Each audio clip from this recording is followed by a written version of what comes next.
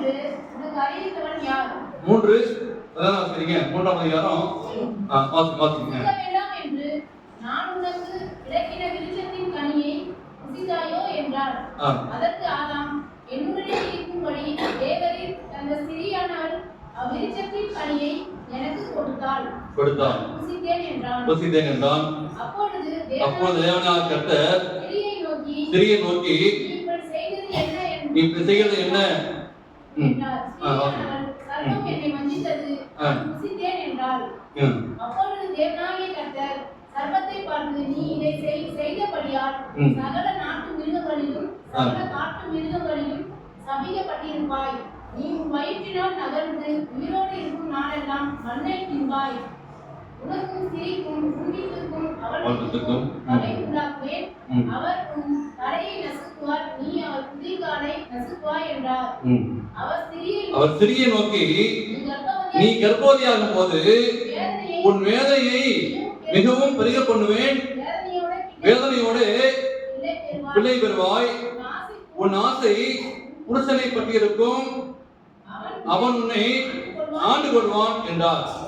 17 ஆதாமை நோக்கி, உன் மனைவியின் வார்த்தைக்கு செவி கொடுத்து புசிக்க வேண்டாம் என்று நான் உனக்கு விலக்கின விருட்சத்தின் கனியை புசித்தபடியிலே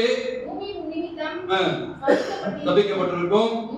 உயிரோடு இருக்கும் நாளெல்லாம் வருத்தத்தோட அதே பலனை ருசிப்பாய்.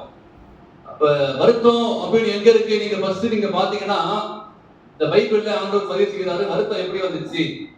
ஆண்டவர் அழகா உண்டாக்குனாரு. ஆதாமை எவரை உண்டாக்கி எல்லா தேவையும் படிச்சுட்டு இதை நீ செய்யி, இதை மட்டும் நீ சாப்பிடு, இதை சாப்பிடாத, எல்லாத்தையும் நீ ஆண்டு கொடு அப்படின்னு சொன்ன பொழுது அதுக்கு கீழ்ப்படியாமல் போகும்போது ஆண்டவர் என்ன பண்ணாரு? வருத்தங்களும் வேதனைகளும் வந்தது. அங்க ஆரம்பிச்ச வருத்தம் வேதனை சரிங்களா?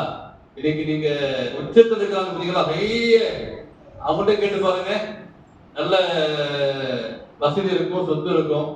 இந்த மும்பை போகும்போது அப்பதான் பார்த்தேன், இந்த உலக பணக்காரர் இருக்காங்க பார்த்தீங்களா? அந்த ரிலையன்ஸ் அங்க வீட்டை காமிச்சாங்க. பஸ்ல போகும்போதே பார்த்துட்டு போனோம். அது ரொம்ப கருப்பு பில்டிங்கா இருந்துச்சு. அதான் அந்த வீடு அம்பானி வீடு காமிச்சாங்க. நீட்டா பெருசா ஹைட்டா இருந்துச்சு. அப்ப அவங்களுக்கும் என்ன இருக்கும்? வருத்தம் இருக்கும், கஷ்டம் இருக்கும், பிரச்சனை இருக்கும், போராட்டம் இருக்கும். இந்த நாள்ல அவருடைய இந்த கொஞ்ச நாள்ல இந்த வருஷம் முடிய போகுது. 2026 மாச்சம் என்னது? கொஞ்சம் சந்தோஷமா இருக்குமா ஆண்டவரே? என்னுடைய பாக்கெட் மணி பர்ஸ் எப்பயுமே கொஞ்சம் காசு இருக்கிற மாதிரி கிடைக்குமா ஆண்டவரே? இப்படியேப்பட்ட உலகத்திலே வாழ்ந்துருக்கணுமே அப்படின்னு சொல்லி நாம் நினைத்து கொண்டிருக்கிறோம். வேதனைகளும் வருத்தத்திற்கு காரணம் நானா அல்லது தேவனா என்று யோசித்து பார்க்கும்போது நம்முடைய இடதல், நம்முடைய அலட்சியம், நம்முடைய கீழ்ப்படாமை. ஆண்டவர் உலகத்தை அழகாக படைத்தார். இப்படிப்பட்ட சஞ்சலங்களும் கஷ்டங்களும் ஏன் சீர்கெட்டு போகிறது? எல்லாருடைய வாழ்க்கையிலும் நீங்க சற்று யோசித்து பார்க்கும்போது உங்களுடைய கண்ணீருக்கும் உங்களுடைய வேதனைக்கும் பிரச்சனைக்கும் எல்லாத்துக்கும் யார் காரணம்? நம்ம யாரையாச்சும் நம்ம குற்றம் சொல்லுவோம், கணவனை குற்றம் சொல்லுவோம், மனைவியை குற்றம் சொல்லுவோம். ஆனா நீங்க யோசித்து பார்த்தீங்கன்னா அது ஏன்தான் இருக்கும், ஒருவேளை உங்கள்கிட்ட தான் இருக்கும். அந்த பிரச்சனைக்கு காரணம் ஆண்டவர். ஒரு கேள்வி என்றால் இருக்கிறீங்க, கேள்வி என்றால் அதுக்கு பதில் இருக்குமா? இருக்காதா? ஒரு கேள்வி கேட்கிறீங்க, அதுக்கு நிச்சயமா ஒரு பதில் இருக்கும். அப்ப இந்த கேள்விக்கு பதில் என்ன? இந்த வருத்தம், கஷ்டம், சஞ்சலம் அப்படி சொல்லி இது முடியுமா? இந்த கிறிஸ்துவ ஜீவிதத்திலே ஆண்டவரே வாழும் போது, ஆண்டவராக ஏற்றுக்கொண்டு இயேசுவை ஏற்றுக்கொண்டு வாழும் போது இப்படி இருக்கிறது என்று சொல்லி சற்று யோசித்து பார்க்கும் போது மத்தேயுல வாசிக்கிறோம். 24ஆம் அதிகாரத்துல 6-7 வாசிக்கிறேன். 24:6-7 யுத்தங்களின் கேள்விப்படுவீர்கள், கலங்காதபடிக்கு எச்சரிக்கையாயிருங்கள். இவையெல்லாம் சம்பவிக்க வேண்டியது, ஆனாலும் முடிவு உடனே வராது.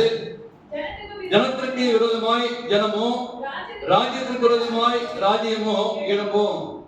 பஞ்சங்களும் கொள்ளை நோய்களும் பூமி எழுச்சிகளும் படையல்கள் உண்டாகும். இவைகளா எதுக்கு ஆரம்பமா? வேதனைக்கு ஆரம்பமா. இது முடியும் பார்த்தா இது முடிவு இல்லை, இன்னும் அதிகமா வரும், யுத்தம் வரும், பிரச்சனை வரும், போராட்டம் வரும். அப்ப சொல்றாரு இவங்கெல்லாம் எதுக்கு ஆரம்பமா? வேதனைக்கு ஆரம்பம். சர்ச்சைக்கு கடவுள்கிட்ட ஞானஸ்தானம் எடுத்துட்டு இயேசுவை ஏற்றுக்கொண்டா போதும் எல்லாம் மாறிடும் அப்படின்னு சொல்லி நிறைய நம்ம நினைச்சிருக்கிறோம். அந்த சொல்றாரு, ஆனா இவையெல்லாம் வேதனைக்கு ஆரம்பம், யுத்தம், பிரச்சனைகள்லாம் வரும். உங்களுடைய வாழ்க்கையிலையும் என்னுடைய வாழ்க்கையிலும் சற்று யோசித்து பார்க்கும்போது எனக்கு வேதத்துல ஒரு 3 பேரு ஞாபகம் வந்தாங்க. அவங்களுடைய வாழ்க்கையில வருத்தம் வந்தது, சஞ்சலம் வந்தது, கஷ்டம் வந்தது, பிரச்சனை வந்தது. எப்படி ஆண்டவர் மாற்றினார்? இதனால யாராச்சும் உங்க வாழ்க்கையில வருத்தத்தோடும் கஷ்டத்தோடும் பிரச்சனையோடும் போராட்டத்தோட இருந்தீங்கன்னா, ஆண்டவரே எங்க வாழ்க்கையை நீங்க மாற்றி கொடுங்க ஆண்டவரே. இந்த டிசம்பர் மாதத்துல உங்களுடைய சமூகத்துல இன்னைக்கு ஆலயத்துல கடந்து போகும்போது உங்களுடைய வருத்த